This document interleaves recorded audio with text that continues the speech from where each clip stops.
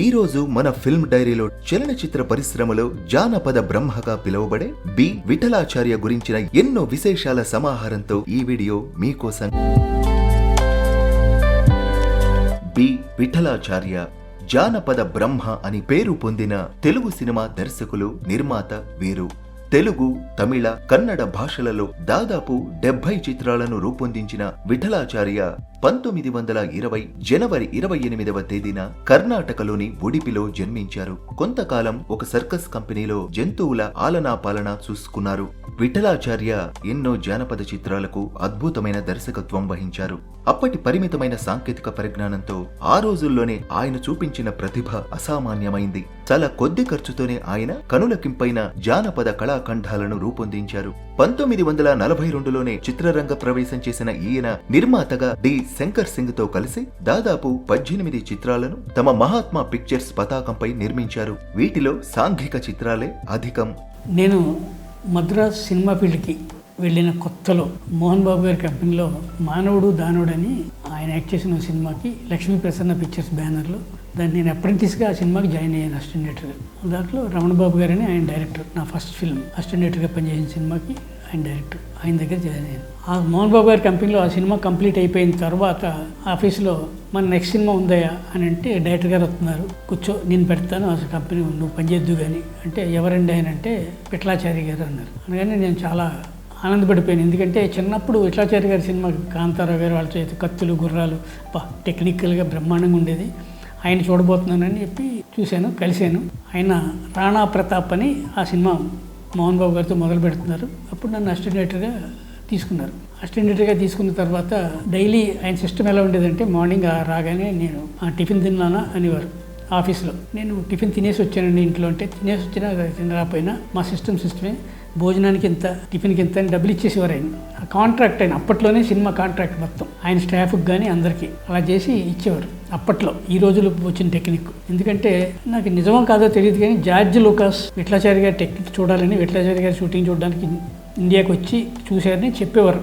అది విన్నది అప్పుడు మెడ్రాస్లో. కానీ అంత గొప్పవాడు విఠలాచార్య గారు. ఆ తరువాత తొలిమారుగా తెలుగులో 1953లో షావుకారు జానకి ప్రధాన పాత్ర పోషించిన కన్యాదానం చిత్రానికి దర్శకత్వం వహించారు. క్రమంగా తెలుగులో నిర్మాతగా, దర్శకునిగా కూడా రాణించి అనేక జానపద చిత్రాలను నిర్మించడం జరిగింది. విఠలాచార్య దర్శకత్వం వహించిన చిత్రాలలో 15 చిత్రాలు నందమూరి తారక రామారావు నటించినవే. అందులో 5 చిత్రాలను విఠలాచార్యే స్వయంగా నిర్మించడం జరిగింది. ఇప్పుడు వీరు నిర్మించిన కొన్ని చిత్రాల గురించి చూద్దాం. రాజసింహ, కన్యాదానం, పెళ్లి మీద పెళ్లి, కనకదుర్గ పూజా మహిమ, బందిపోటు, అగ్గిబరాట, చిక్కడు దొరకడు, నిన్నే పెళ్లాడుతా, భలే మునగాడు, ఆలీబాబా 40 దొంగలు, లక్ష్మీ కటాక్షం, విజయం మనదే, రాజకోట రహస్యం, జగన్మోహిని, గంధర్వ కన్య, మదన మంజరి.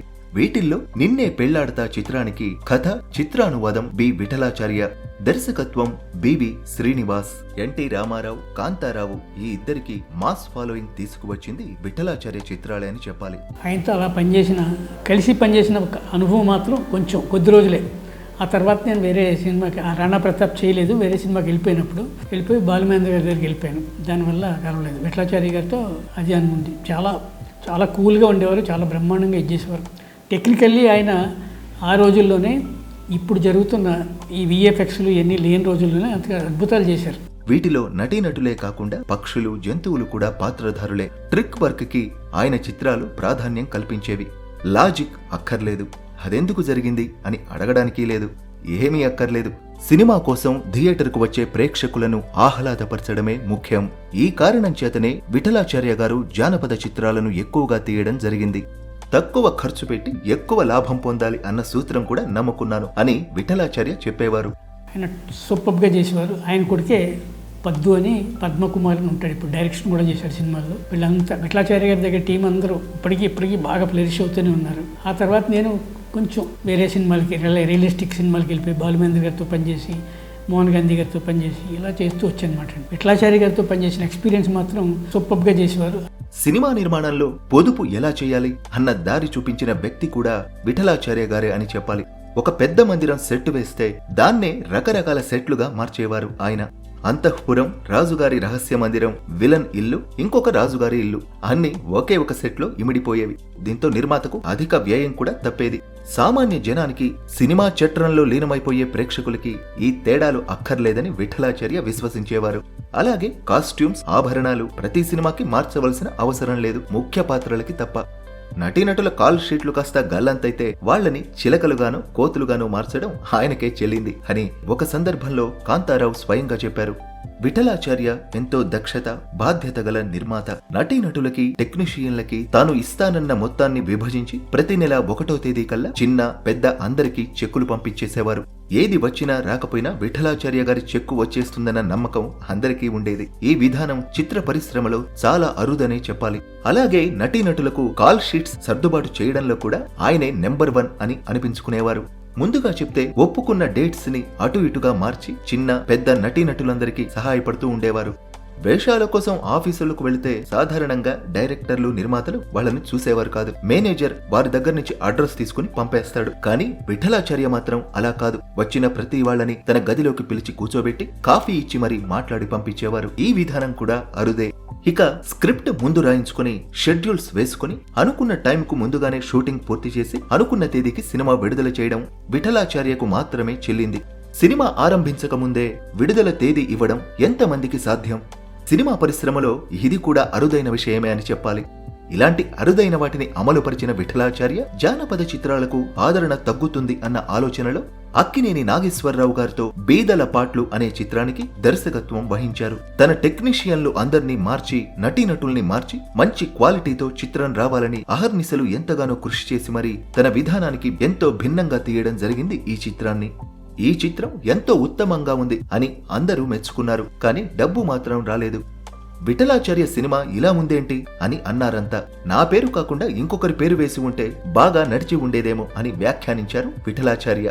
ఏది అలవాటు చేస్తే ఆ ధోరణిలో వెళ్లడమే ఎంతో శ్రేయస్కరం అన్నది విఠలాచార్య గారు చెప్పిన నీతి. విఠలాచార్య గారితో కొద్ది రోజుల పాటు జర్నీ మాత్రం చాలా అద్భుతం. ఆయన చాలా కూల్గా అన్నీ చెప్పి నేర్పుతూ ఉండేవారు. గుండమ్మ కథ ఆయనే కన్నడలో చేశారనే విషయం తెలిసి నేను ఇంకా ఆశ్చర్యపోయినప్పుడు అది విఠలాచార్య గారు అంత గొప్పవాడు. విఠలాచార్య గారితో చిన్నపిల్లల నుంచి చిన్నపిల్లవాడిగా ఎంజాయ్ చేసాం ఆయన సినిమాలు చూసి. బాగా పెద్దోడై నా పిల్లలు పుట్టిన తర్వాత మళ్ళీ ఆయన దగ్గర అసిస్టెంట్ డైరెక్టర్గా చేయడం అది అదృష్టం. 1963లో బందిపోటు అనే సినిమాని కూడా తీసింది మన జానపద బ్రహ్మ బి విఠలాచార్య గారే.